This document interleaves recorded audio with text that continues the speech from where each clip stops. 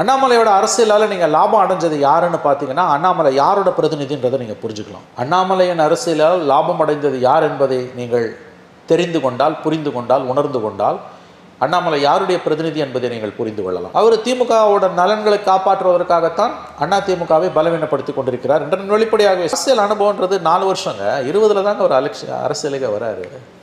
அவரோட பொலிட்டிக்கல் லைஃப்ன்றது பார்த்தீங்கன்னா, எடப்பாடியோட பொலிட்டிக்கல் லைஃப்பில் 10ல் 1 பங்கு கூட கிடையாது, 14ல் 1 பங்கு. அவர் வயசில் 50 வருஷம் அவருக்கு பொலிட்டிக்கல் எக்ஸ்பீரியன்ஸ், இவருக்கு 4 வருஷங்க.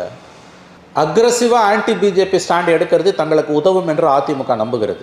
இன்னைக்கு திமுக பிஜேபியோட நெருங்கி கொண்டிருக்கிறது. நாணய வெளியீட்டு விழா, சமாஜில் போய் ராஜ்நாத் சிங்கோட நிற்கிறது, இது அப்புறம் முருகர் மாநாடு, இதெல்லாம் வச்சு பார்க்கும்போது பிஜேபியுடன் திமுக நெருக்கம் காட்டுகிறது என்ற ஒரு கல்வியை காவிமயமாக்கும் மோடி அரசின் தொடர் முயற்சிகளுக்கு தெரிந்தோ தெரியாமலோ ஸ்டாலின் அரசு தமிழ்நாட்டிலும் கால்கோள் போட்டு கொண்டிருக்கிறதுன்னு தான் அர்த்தம்.